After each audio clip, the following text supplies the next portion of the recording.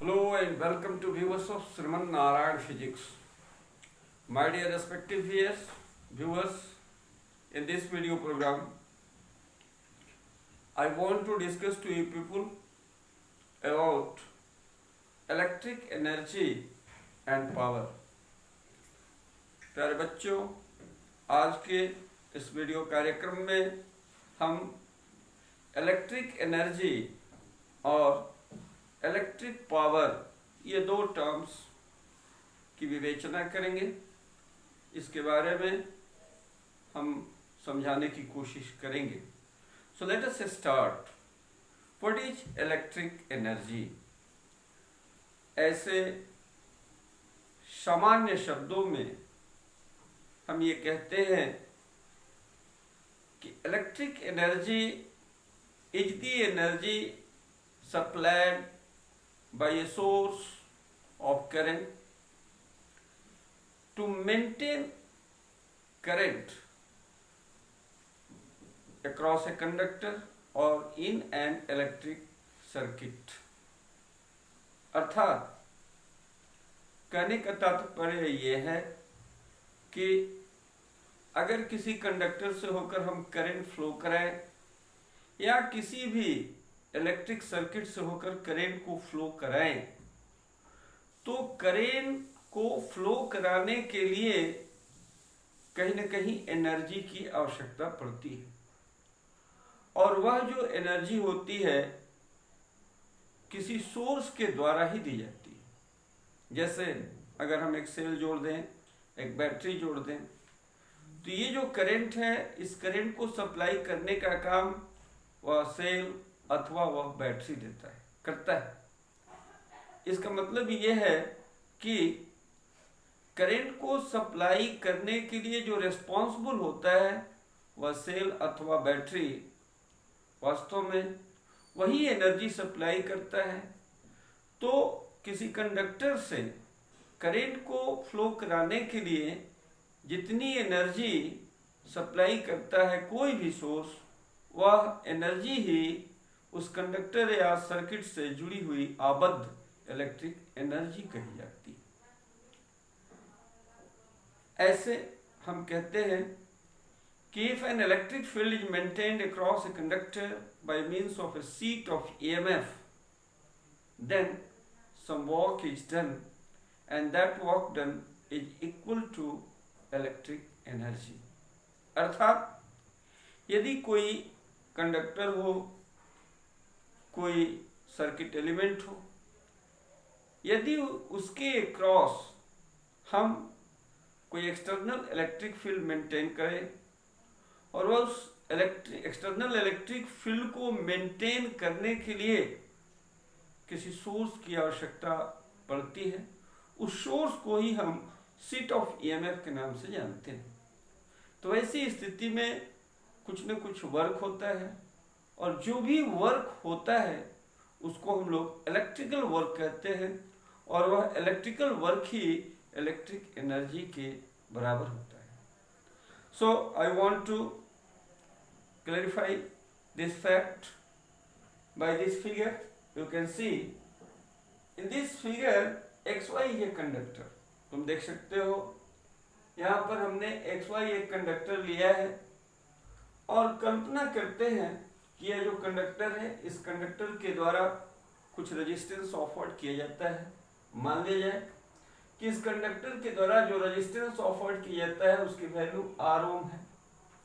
अब हमने किया क्या कि इस कंडक्टर के दो एंड्स X और Y, इन दोनों एंड्स का संपर्क एक सेल से कर दिया। तुम देख सकते हो ये पॉजिटिव टर्मिनल है, इस पॉजिटिव टर्मिनल का संपर्क यहाँ पर किया गया है और इस नेगेटिव टर्मिनल का संपर्क यहाँ पर किया गया है। यानी इस कंडक्टर के दोनों एंड्स के क्रॉस कनेक्टिंग वायर के माध्यम से हमने कनेक्शन किया है। वास्तव में ये जो सेल है, इस सेल को ही हम लोग शीट ऑफ ईएमएफ के नाम से जानते हैं। यानी यही मुख्य रूप से रोल प्ले करता है करंट को सप्लाई करने के। अब मान लिया जाए कि यह जो सेल है आई एम्पियर की करंट भेजता है। वास्तव में जिन ही सेल से कनेक्ट किया इस कंडक्टर के क्रॉस एक एक्सटर्नल इलेक्ट्रिक फील्ड डेवलप होती है। ऐसी स्थिति में ये जो कंडक्टर के दो एंड पॉइंट्स हैं, इनके बीच पोटेंशियल डिफरेंस पैदा होती है। अब हम मान लेते हैं कि पीडी यानी पोटेंशियल डिफरेंस अक्रॉस या between two ends of the conductor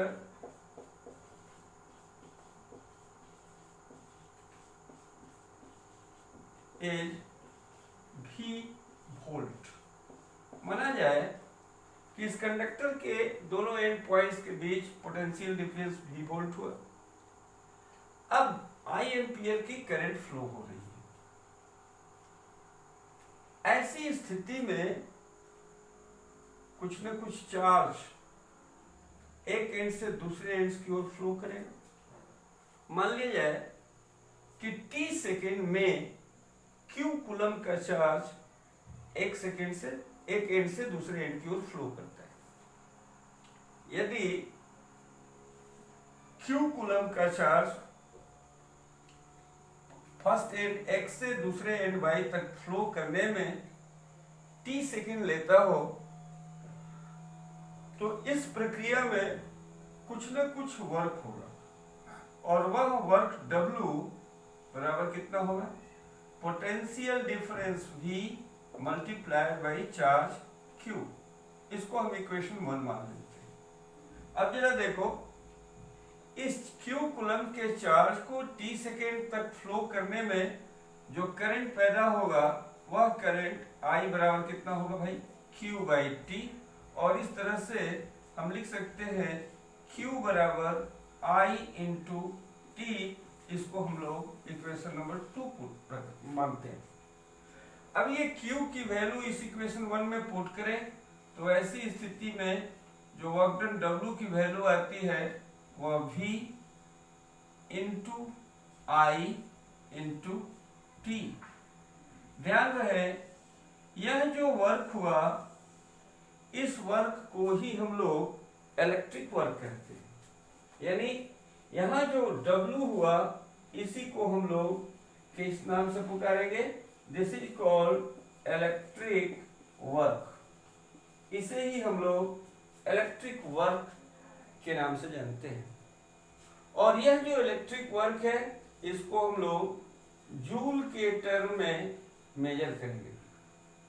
अब जैसा कि मैंने डेफिनेशन बताया तुमको कि जितना इलेक्ट्रिक वर्क होता है वह इलेक्ट्रिक वर्क ही इलेक्ट्रिक एनर्जी के इक्वल होता है। अर्थात जो इलेक्ट्रिक एनर्जी होगा E वह बराबर होगा इस W के, और इस तरह से हम लिखेंगे E बराबर VIT। अर्थात इलेक्ट्रिक एनर्जी का जो फार्मूला हमको मिलता है वह E बराबर VI इंटू टी है। अब इस इलेक्ट्रिक वर्क को हम लोग थोड़ा सा, या इलेक्ट्रिक एनर्जी को हम लोग हीटिंग इफेक्ट के सानिध्य में देखें। करंट के 3 प्रभाव होते हैं। There are 3 effects of current. Among them, one effect it is called heating effect of current. So, when a potential difference is maintained across a conductor, then the mobile charge carriers, namely free electrons, start to collide with the heavy ions or atoms. In this process, these free electrons lose some of its kinetic energy, and this lost kinetic energy appears in the form of heat, and consequently the conductor gets heated. This effect of current is called heating effect of current. मैंने ये कहा कि यदि कोई conductor हो और उस conductor के क्रॉस एक पोटेंशियल डिफरेंस मेंटेन किया जाए, जब भी पोटेंशियल डिफरेंस मेंटेन किया जाता है करंट का फ्लो होना शुरू होता है। वास्तव में इस प्रक्रिया में होता क्या है? इस प्रक्रिया में जो मोबाइल चार्ज कैरियर्स होते हैं, जिनको हम लोग फ्री इलेक्ट्रॉन्स के नाम से जानते हैं, ये हेवी आयंस से कॉन्स्टेंटली कोलाइड करते हैं। और ये जो फ्री इलेक्ट्रॉन्स होते हैं, जिस समय के लिए ये कोलाइड करते हैं, जैसा कि तुम जानते हो, एक बहुत ही अल्प समय के लिए कोलिजन होती है जिसको रिलैक्सेशन टाइम कहते हैं। और उस टाइम में ये जो फ्री इलेक्ट्रॉन्स होते हैं, इनका मोशन एक्सेलरेट होता है। अर्थात ऐसी स्थिति में ये जो फ्री इलेक्ट्रॉन्स होते हैं, जिनके पास पहले से थर्मल एनर्जी होती है, एडिशनल काइनेटिक एनर्जी मिलती है, और ऑन दी होल ऐसी स्थिति परिस्थिति में उनकी काइनेटिक एनर्जी बढ़ जाती है। और इसी काइनेटिक एनर्जी का कुछ पार्ट लॉस होता है, और जो पार्ट लॉस होता है वही पार्ट हीट के रूप में डेवलप होता है, और इस तरह से कंडक्टर हीटेड हो जाता है। इस प्रभाव को हम लोग हीटिंग इफेक्ट ऑफ करंट के नाम से जानते हैं। अब हम वह जो हीट पैदा होता है, वह हीट एनर्जी हम यहाँ से अगर लेकर चले, चूंकि हीटिंग इफेक्ट की बात है तो रेजिस्टेंस को हमें ध्यान में रखना होगा। तो जो हीट पैदा होता है, उस हीट को यदि हम H से डिनोट करें तो यह वर्क ही हीट में या एनर्जी ही हीट में कन्वर्ट होती है। इस तरह से H बराबर यदि हम इसको लिखें V इंटू आई इंटू टी, और ओम के नियम से जानते हो V बराबर I इंटू आर होता है। इस तरह से जो हीट एनर्जी प्रोड्यूस होती है वह फार्मूला बनती है H is equal to I square into R into T, जिसे हम लोग Joule's law of heating effect of current के भी नाम से जानते हैं। Now I want to discuss to you people about electric power. अब हम इलेक्ट्रिक पावर की बात करना चाहते हैं। What is electric power? See here, regarding electric power, we say that the time rate at which electric work is done in an electric circuit is called electric power। अर्थात वह time rate जिससे किसी भी electric circuit में electric energy consume होता है, The time rate at which electric work is done। हम definition देते हैं पावर का। पावर का डेफिनेशन क्या देंगे? कहेंगे the time rate at which electric work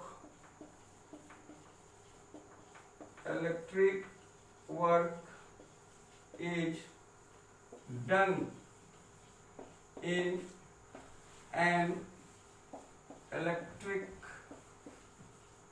circuit is called electric power। Electric power यानी वह टाइम रेट जिससे किसी भी इलेक्ट्रिक सर्किट में इलेक्ट्रिक वर्क होता है, उस टाइम रेट को ही हम लोग इलेक्ट्रिक पावर के नाम से जानते हैं।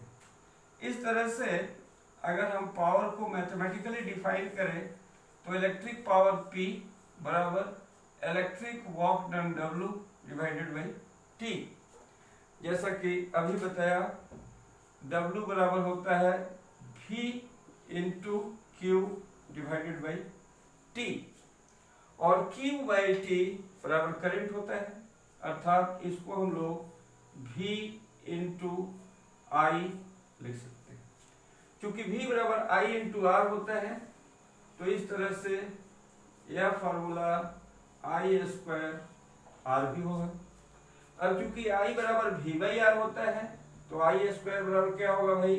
तो V square by R square into R, और इसको सॉल्व करोगे तो मिलेगा V स्क्वायर बाई आर। अर्थात इलेक्ट्रिक पावर को निकालने के लिए हमने इतना फार्मूला बताया।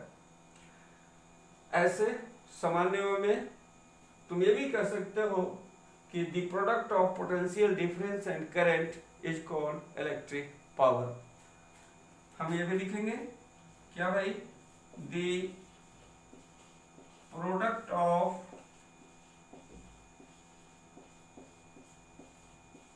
potential difference PD and current is called electric power, is called electric power। अब देखो इसकी एसआई यूनिट की बात करें, अगर हम एसआई यूनिट की बात करें तो याद रखना इसकी एसआई यूनिट वाट होती है, और ये वाट चूंकि वर्क यूनिट जूल होती है तो वाट बराबर क्या होगा, जूल बाई सेकेंड होगा। 1 वाट पावर किसको कहोगे, यदि 1 जूल वर्क 1 सेकेंड में संपन्न हो तो हम कहते हैं कि जो पावर कंज्यूम्ड हुआ उसकी वैल्यू 1 वाट होगी। Other units are kilowatt. 1 kilowatt is equal to 10 to the power 3 watt. Now I am going to finish this video program. At the end of this video program I am telling you to share this video and to subscribe it. Okay, thanks.